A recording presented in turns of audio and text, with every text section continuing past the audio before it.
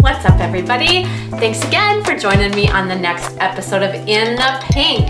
And if you are not familiar with what that term means, this is a term coined way back in the 1500s, before pink was even a color. And it had to do with wishing someone their optimum health and happiness. So this week what we're covering is gut health, and we are filling in that blank with pregnancy. Now this is gonna be a fun one, so buckle up. But as always, we're always gonna start out with a what we know. So my first what we know mama's diet before and during pregnancy affects the development of the child's microbiome. So for instance, a mama on a gluten-free diet is gonna have a higher prevalence of Akkermansia in the gut microbiome, along with a couple others. However, having a proper amount of Akkermansia is going to decrease the prevalence of having blood sugar issues and also having low-grade inflammation issues. But let's look at the flip side of that. If you have a mama eating an unhealthy diet during pregnancy, that's obviously going to affect baby's microbiome to the tune of having a defective or a lean microbiome. It is not going to be populated as well as it could be, even causing a dysregulation of genes that are responsible for proper lipid and glucose metabolism. And my second what we know that even the delivery method of baby is going to affect the microbiome differently. So for example, vaginal delivery, that baby is going to get mom's microbiome coming through that birth canal, and it will be rich in lactobacillus among other beneficial microbes. On the flip side, babies delivered by C-section are also getting mom's microbiome, but it's the skin's microbiome, which is going to be higher in Staphylococcus, among others. And studies are showing that that can be a possible increased risk of having dairy allergies. And my last what we know that during pregnancy, hormones are all whacked out, right? But we do get an increase of estrogen and progesterone. And these sex hormones are responsible for preparing mama's body to house this baby. And it just so happens the gut microbiome even has a set of gut bacteria to process estrogen, and it's termed estrobolome.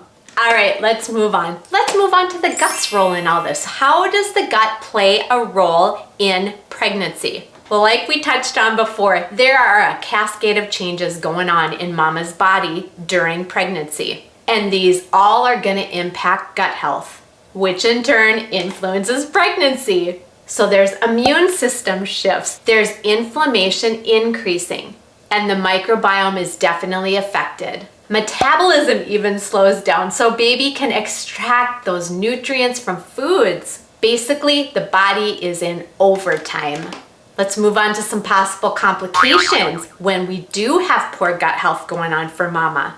Well, there was a study done in 2018 that showed that there is a risk of premature birth. In fact, this study showed that gut bacteria was even found in amniotic fluid at week 37. So basically, in a nutshell, this study showed that the health of the microbiome in the vagina, in the mouth, and in the gut all was linked to a significant increase in preterm birth. Let's move on to the next complication, preeclampsia. So it's characterized by high blood pressure, by low birth weight, and about 3 to 5% of the population has this condition while pregnant in the Western countries.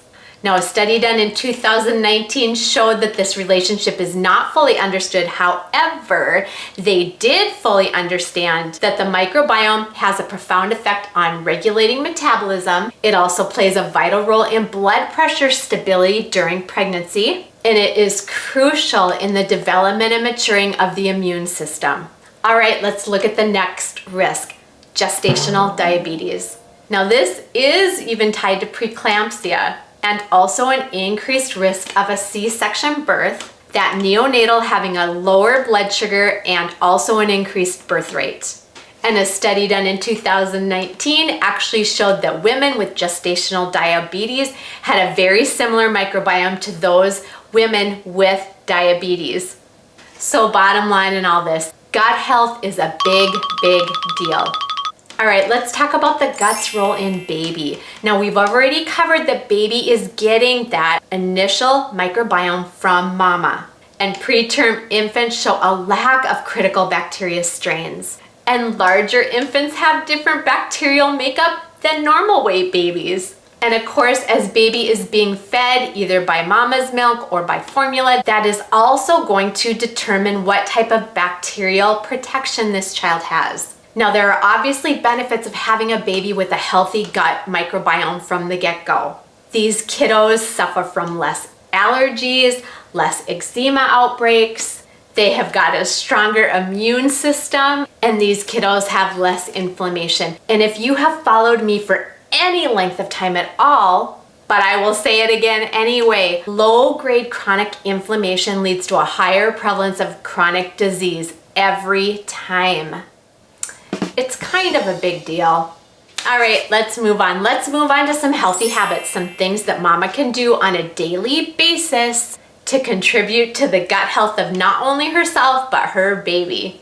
And I'm always gonna start with diet. So prebiotic foods and probiotic foods. So in the prebiotic category, things like legumes, oats, bananas, onions, and even asparagus. And in the probiotic side of things, we're gonna talk fermented foods. So things like kefir, like yogurt, apple cider vinegar, and even kombucha.